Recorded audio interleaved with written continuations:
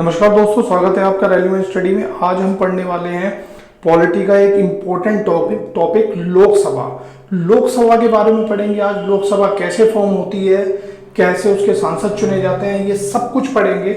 उससे पहले संसद, देखिए संसद का एक महत्वपूर्ण पार्ट, सबसे महत्वपूर्ण पार्ट भी बोल सकते हैं, लोकसभा है। संघीय विधायिका इसको बोलते हैं, संसद को। भाग 5 में इसके बारे में दिया गया है अनुच्छेद 79 से 123 तक। अनुच्छेद 79 में ही कहा गया है कि संघ यानी भारत की एक संसद होगी। संसद में कौन कौन होंगे? संसद 3 पार्ट से मिलकर बनती है, एक राष्ट्रपति, लोकसभा और राज्यसभा। देखिए राष्ट्रपति जो संसद होती है हमारी, उसको हम कार्यपालिका बोलते हैं।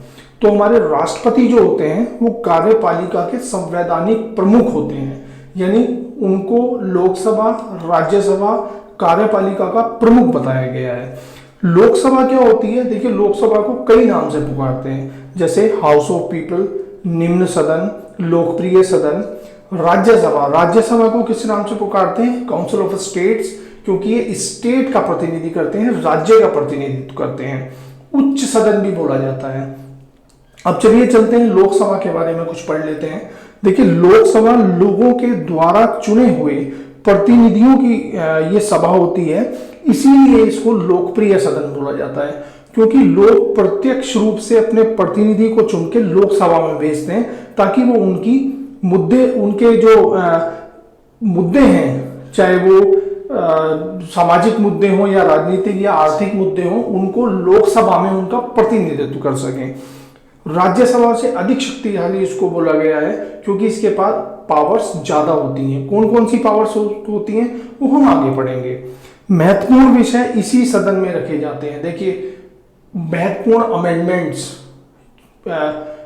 जो हमारे धन विधेयक, वित्त विधेयक होते हैं, वो लोकसभा में ही रखे जाते हैं। इसलिए इसकी, देखिए एक और कारण है कि इसकी वैल्यू ज्यादा है, क्योंकि इसके मेंबर्स भी ज्यादा होते हैं। 545 कुल मेंबर हैं इसके, जो राज्यसभा से डबल होते हैं, और वोट की वैल्यू समान होती है सभी सांसदों की, तो इसलिए भी इसको पावरफुल हाउस बोला जाता है। देखिए लोकसभा का जो गठन हुआ वो अनुच्छेद 81 में हुआ। मैं आपको बोलता हूं, देखिए जब भी आप पॉलिटी का कोई टॉपिक पढ़ते हैं तो बहुत जरूरी है कि आप उसका अनुच्छेद जरूर याद करें। इससे आपको एग्जाम में रिकॉल करने की बहुत अच्छी टेक्निक मिल जाएगी। तो अनुच्छेद 81 में लोकसभा का गठन हुआ। मूल संविधान में 500 सीटें थी। 7वें और 31वें संविधान संशोधन द्वारा, देखिए 2 ही संविधान संशोधन हुए हैं लोकसभा के लिए, सीटों के लिए, एक 7वां और एक 31वां। इंपॉर्टेंट क्वेश्चन है ये। 1987 में क्या हुआ कि गोवा, दमन और दीव के कारण अधिकतम संख्या 552 कर दी गई। लेकिन अब जो संख्या है हमारी 552 कैसे हुई? 530 राज्यों से निर्वाचित होते हैं, 20 संघीय क्षेत्रों से, यानी जो संघीय क्षेत्र होते हैं केंद्र शासित प्रदेश, उनसे, और 2 होते हैं राष्ट्रपति द्वारा मनोनीत। वर्तमान लोकसभा, देखिए 545 वर्तमान लोकसभा में मेंबर्स हैं हमारे। 530 जो सदस्य हुए राज्यसभा राज्यों से आते हैं प्रत्यक्ष रूप से चुनकर। 13 संघीय क्षेत्रों से आते हैं, जिन्हें हम केंद्र शासित प्रदेश, जैसे दिल्ली, पौंडीचेरी बोलते हैं, लक्षद्वीप, यहां से आते हैं प्रत्यक्ष रूप से जनता के द्वारा चुनकर। और 2 होते हैं मनोनीत, जो राष्ट्रपति मनोनीत करते हैं, एंग्लो इंडियंस। लोकसभा में अनुसूचित जाति और जनजाति के सदस्य कैसे चुने जाते हैं? देखिए अनुच्छेद 330 में ये लोकसभा में अनुसूचित जाति और जनजातीय जो सदस्य हैं उनका निर्वाचन होता है। कैसे? राज्यवार जनसंख्या के अनुपात में उनको सीटें अलॉट की जाती है, राज्यों में रिजर्व की जाती हैं। प्रारंभ में 10-10 वर्षों के लिए रिजर्वेशन बढ़ाया जाता था, लेकिन 95 संविधान संशोधन द्वारा इसको 2020 तक के लिए बढ़ा दिया गया। आगे चलते हैं, लोकसभा में राज्यवार प्रतिनिधित्व कैसे होता है? देखिए स्थानों का जो भी आवंटन होता है राज्यवार, वो होता है जनसंख्या के आधार पर। सभी राज्यों के लिए एक ही रीति अपनाई जाती है। प्रत्येक 10 वर्ष पश्चात परिसीमन आयोग होता है हमारा, जो प्रतिनिधित्व निश्चित करता है कि किस राज्य को कितने मिलेंगे। 1971 की जनगणना में सीटों की संख्या 543 निश्चित की गई। कितनी की गई? 543 निश्चित। 84वें संविधान संशोधन 2026 तक कहा गया कि ये यथावत रहेगी, जैसी है वैसी ही रहेगी। तो 2026 तक सीटों की संख्या वही रहेगी जो अब है, यानी 543।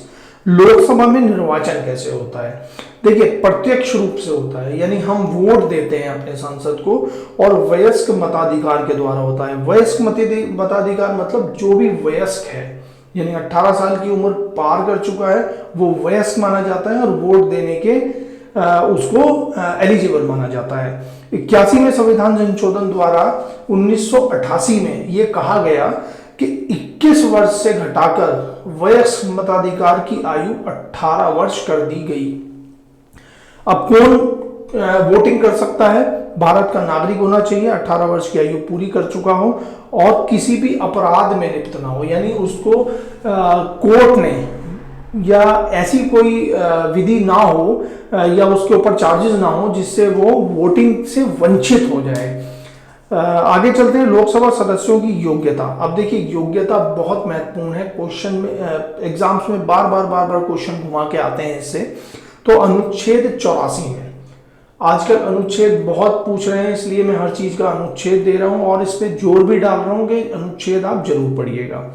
जनप्रतिनिधि अधिनियम 1951 द्वारा भारत का एक तो नागरिक होना चाहिए जो भी लोकसभा का सदस्य बनने के लिए नामांकन भर रहा है अपना, तो उसके लिए एलिजिबिलिटी होनी चाहिए कि वो भारत का नागरिक हो, 25 वर्ष की आयु पूरी कर चुका हो और निर्वाचन आयोग के समक्ष शपथ ले कि वो किसी लिप्त नहीं है, निर्वाचन आयोग की जो भी कंडीशंस हैं उनको पूरा करता हो। बहुत इंपॉर्टेंट है ये, इसको आप 1-2 बार जरूर पढ़िएगा, क्योंकि लोकसभा सदस्यों की योग्यता से हमेशा क्वेश्चन आते रहे हैं। तो दोस्तों, वीडियो को लाइक, शेयर और सब्सक्राइब भी जरूर कीजिएगा, क्योंकि आप सब्सक्राइब करते हैं तो ये वीडियो आपके फ्रेंड तक भी जाएगा और वो भी इसको आसानी से देख सकेंगे और इसका लाभ उठा सकेंगे। आगे चलते हैं, लोकसभा सदस्यों की अयोग्यता। देखिए, जहां पर योग्यता होती है वहां अयोग्यता भी जरूर होगी, यानी उनको डिवाइड कैसे किया जा सकता है। जो योग्य नहीं है लड़ने के लिए, उनकी अयोग्यता जो निर्धारित की गई है वो की गई है अनुच्छेद 101 और 102 में। तो कैसे की गई है? यदि किसी लाभ के पद पर हो। लाभ का पद हम किस तरीके से समझ सकते हैं? आप सिंपल वे में समझिए, सरकारी नौकरी पर ना हो, विकृचित या दिवालिया ना हो, यानी उसकी पागल ना हो या दिवालिया ना हो, भारत का नागरिक होना चाहिए, किसी अन्य देश की नागरिकता ग्रहण नहीं की होनी चाहिए। अगर उसने किसी अन्य देश की नागरिकता ग्रहण कर ली तो अगर वो संसद सदस्य है भी तो उसकी जो संसद की सदस्यता है वो छीन ली जाएगी। दल बदल कानून के तहत अयोग्य घोषित नहीं होना चाहिए, यानी दल बदल यानी अपना दल छोड़ के दूसरे दल में ना मिल गया हो। यदि किसी अन्य सदन या विधानसभा, जैसे लोकसभा का सदस्य है तो वो राज्यसभा में चुन लिया गया या विधानसभा के लिए किसी राज्य के चुन लिया गया, तो उसको अयोग्य घोषित कर दिया जाएगा लोकसभा की सदस्यता से। देखिए, एक इंपॉर्टेंट पॉइंट इसमें यह आता है कि यदि राष्ट्रपति द्वारा चुनाव आयोग की राय लेकर अयोग्य घोषित किया जा सकता है सभी मामलों में। कौन करता है? राष्ट्रपति करता है। लेकिन जो दल बदल कानून के अंतर्गत अगर उसे अयोग्य घोषित किया जाएगा तो वो कौन करेगा? लोकसभा अध्यक्ष। ये महत्वपूर्ण इंपॉर्टेंट टॉपिक है, क्वेश्चन में एग्जाम्स में आता है, तो इसको याद रखिएगा। अगला चलते हैं, लोकसभा में उसके सदस्यों का कार्यकाल कितना होता है। कार्यकाल अनुच्छेद 83(2) में दिया गया है 5 वर्ष लोकसभा की पहली बैठक से, यानी जब पहली बैठक होगी इलेक्शन होने के बाद, जब पहला सत्र की पहली बैठक होगी तब से 5 वर्ष के लिए। प्रधानमंत्री के परामर्श पर राष्ट्रपति द्वारा भंग की जा सकती है, यानी प्रधानमंत्री की परामर्श पर राष्ट्रपति द्वारा भंग की जाती है। ये बात याद रखिएगा, जब भी लोकसभा भंग होती है तो मंत्रिपरिषद भंग नहीं होती है जब तक नई सरकार नहीं बन जाएगी या नई सेशन नहीं लग जाएगा, नया मंत्रिपरिषद नहीं बन जाएगा। वृद्धि एक बार में एक बार हो सकती है, हुई है इतिहास में। जैसे 42वें संविधान संशोधन 1976 में जो किया गया, उसका कार्यकाल लोकसभा का 6 वर्ष कर दिया गया। इंपॉर्टेंट है, याद रखिएगा। उसके बाद तुरंत 2 साल बाद 44वें संविधान संशोधन 1978 द्वारा क्या किया गया इसको फिर से 5 साल कर दिया गया। अगला चलते हैं, लोकसभा अध्यक्ष और उपाध्यक्ष क्या होते हैं, उनके कार्य क्या होते हैं, शक्तियां क्या होती हैं। देखिए अनुच्छेद 93 यानी 93 में दिया गया है कि लोकसभा के सदस्यों में से एक को अध्यक्ष और एक को उपाध्यक्ष के रूप में चुना जाएगा। कार्यकाल सेम 5 साल का होगा। लोकसभा की कार्यवाही का संचालन ये करते हैं ताकि लोकसभा की जो कार्रवाई है वो सुचारू रूप से चलती रहे। यदि किसी सदस्य यानी कोई भी सदन का सदस्य कार्यवाही में, सदन की कार्यवाही में बाधा डालता है तो उसकी सदस्यता को ये निलंबित करने का अधिकार रखते हैं, इनके पास शक्ति होती है। सदन में कोई सदस्य केवल अध्यक्ष की अनुमति से ही बोल सकता है। दूसरा, धन विधेयक का निर्णय करते हैं कि कोई विधेयक धन विधेयक है या नहीं। अब देखिए धन विधेयक का ये निर्णय करते हैं कोई धन विधेयक है या नहीं, बहुत इंपॉर्टेंट क्वेश्चन है। और जो जॉइंट पार्लियामेंट मीटिंग होती है यानी जिसे संयुक्त सदन बोलते हैं, संयुक्त अधिवेशन बोलते हैं, जो राष्ट्रपति द्वारा बुलाया जाता है, उसकी अध्यक्षता भी लोकसभा अध्यक्ष करते हैं। और ये शपथ जो लेते हैं अपनी, वो केवल एक संसद सदस्य के रूप में लेते हैं, यानी लोकसभा के सदस्य के रूप में लेते हैं, ना कि लोकसभा के अध्यक्ष के रूप में। ये भी इंपॉर्टेंट है, याद कीजिएगा। लोकसभा की शक्तियां क्या होती हैं देखिए, लोकसभा के सदस्यों की संख्या ज्यादा होती है तो स्वाभाविक है इसकी शक्ति भी ज्यादा होगी। संयुक्त अधिवेशन की स्थिति में लोकसभा के सदस्यों की संख्या ज्यादा होती है और यदि वोटिंग की जरूरत पड़ती है तो राज्यसभा के तो जो मेंबर्स हैं वो आधे ही होते हैं, तो वहां पे किसकी शक्ति आ जाती है, लोकसभा की। सरकार के खिलाफ काम रोको प्रस्ताव या निंदा प्रस्ताव ला सकते हैं। यदि सरकार का काम नहीं पसंद आ रहा है या सरकार कोई ऐसे प्रस्ताव ला रही है जो जनहित में नहीं है तो काम रोको या निंदा प्रस्ताव ले आते हैं। सदन में कोई सदस्य केवल अध्यक्ष की अनुमति से ही बोलता है। जब वो परमिशन लेंगे, अध्यक्ष के पास परमिशन जाएगा, क्वेश्चन नंबर जाएगा, अध्यक्ष बताता है कि अब आप बोल सकते हैं, तो सदस्य बोलता है। धन विधेयक का निर्णय लोकसभा अध्यक्ष ही करता है। ये लोकसभा की शक्तियां होती हैं। धन विधेयक जो होता है केवल लोकसभा में ही पारित होता है। अब इसके बाद इसके बहुत इंपॉर्टेंट क्वेश्चन, ये इंपॉर्टेंट क्वेश्चन है जो बार बार एग्जाम में आते हैं, एक्सपेक्टेड क्वेश्चन है। मोस्ट प्रोबेबली इन्हीं क्वेश्चंस में से क्वेश्चन आते हैं एग्जाम्स में। तो इसको देखिएगा, भारतीय संसद के कितने सदन हैं, 2 सदन हैं, लोकसभा और राज्यसभा। अगला चलते हैं, संसद का लोकप्रिय सदन किसे कहा जाता है, लोकसभा को कहा जाता है। भारतीय संसद बनती है लोकसभा, राज्यसभा और राष्ट्रपति से। संसद के 3 अंग होते हैं, लोकसभा, राज्यसभा और राष्ट्रपति। ये मैं आपको बता चुका हूं दोस्तों, बहुत इंपॉर्टेंट क्वेश्चन है। वीडियो को लाइक, सब्सक्राइब और शेयर जरूर कर दीजिएगा। चौथा चलते हैं, भारतीय संविधान के किस अनुच्छेद में कहा गया है कि संघ के लिए एक संसद होगी जो राष्ट्रपति और 2 सदनों से मिलकर बनेगी। तो पहला ही देखिए, जहां से भी हमारे आर्टिकल्स स्टार्ट होते हैं, यदि कोई पार्ट है और उसके आर्टिकल वहां से स्टार्ट हो रहे हैं तो हमेशा पहला जो आर्टिकल होता है वो फॉर्मेशन से रिलेटेड होता है मोस्टली। तो 79 से स्टार्ट है तो 79। अगला चलते हैं, निम्नलिखित में से जनता द्वारा प्रत्यक्ष रूप से निर्वाचित लोकसभा। राज्यसभा क्या होता है, अप्रत्यक्ष रूप से निर्वाचित होता है, जिसमें राज्य की विधानसभा के निर्वाचित सदस्य और लोकसभा के सदस्य वोटिंग करते हैं।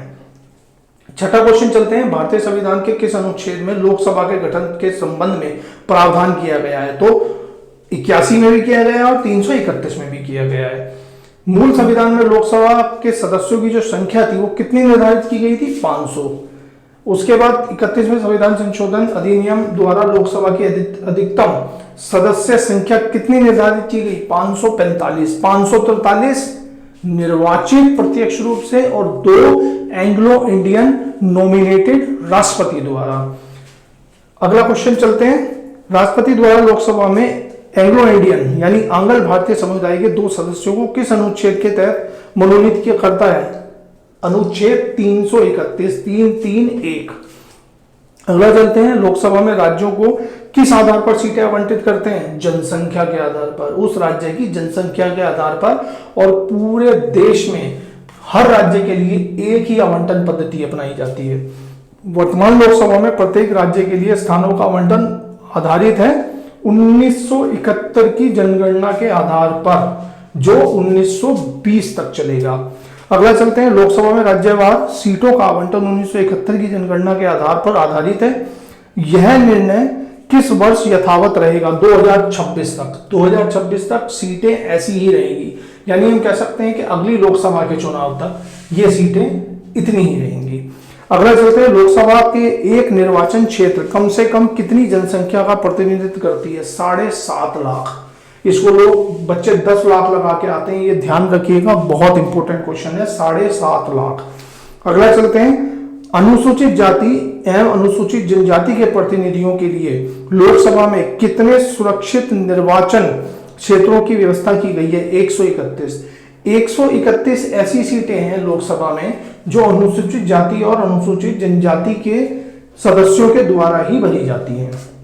अगला चलते हैं, क्षेत्रफल की दृष्टि से देश का सबसे छोटा लोकसभा निर्वाचन क्षेत्र कौन सा है? लक्षद्वीप, सबसे छोटा, एक ही सीट है बस। अगला चलते हैं, कौन सा संवैधानिक संशोधन राज्यों में चुने जाने वाले लोकसभा के सदस्यों की संख्या बढ़ाने से संबंधित है? 7वां और 31वां। दोस्तों बहुत एग्जाम्स में आया है, बहुत इंपॉर्टेंट क्वेश्चन है, इसको याद कीजिएगा। अगला चलते हैं, लोकसभा में कोरम यानी गण पूर्ति, यानी लोकसभा चलाने के लिए मिनिमम सदस्यों की संख्या कितनी होनी चाहिए? वो होनी चाहिए 1/10। अब आप लगा लीजिए 545 है, 1/10 अगर बैठे हैं तो संसद चलेगी, नहीं है तो संसद स्थगित कर दी जाती है।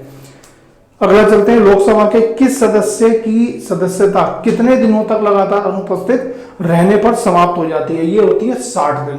यदि कोई 60 दिन तक कंटिन्यू लोकसभा में अनुपस्थित रहा तो लोकसभा अध्यक्ष को यह पावर है कि उनकी सदस्यता रद्द कर सकता है, और ऐसा हुआ भी है। अगला क्वेश्चन चलते हैं, लोकसभा में कम से कम कितने सत्र बुलाए जाते हैं? दो सत्र, क्योंकि एक सत्र से दूसरे सत्र के बीच में 6 माह से ऊपर का समय नहीं होना चाहिए। 6 माह के अंदर अंदर दूसरा सत्र बुला लिया जाना चाहिए। अगला क्वेश्चन चलते हैं, अस्थायी लोकसभा यानी लोकसभा अध्यक्ष यानी प्रोटेम स्पीकर को कौन नियुक्त करता है? राष्ट्रपति। ये भी आप ध्यान रखिएगा, जो बच्चे कुछ आंसर लगा के आते हैं वो लगा के आते हैं कि निर्वाचित सदस्य, लेकिन निर्वाचित सदस्य ना निर्वाचन आयोग, राष्ट्रपति द्वारा प्रोटेम स्पीकर चुने जाते हैं, उसके तुरंत बाद उसी दिन स्पीकर चुन लिए जाते हैं। अगला क्वेश्चन चलते हैं, अविश्वास प्रस्ताव किस सदन में लाया जाता है? लोकसभा में। हमेशा अविश्वास प्रस्ताव लोकसभा में लाया जाता है। तो दोस्तों वीडियो बहुत इंपॉर्टेंट है, वीडियो को लाइक, सब्सक्राइब और शेयर जरूर कर देना प्लीज, क्योंकि इसी तरह की वीडियो मैं आपके लिए लाता रहूंगा। बेल आइकन भी दबा देना ताकि कभी भी मैं नई वीडियो लाऊं तो आपको तुरंत मिल सके। तो यही वीडियो समाप्त होता है दोस्तों, देखने के लिए बहुत बहुत धन्यवाद।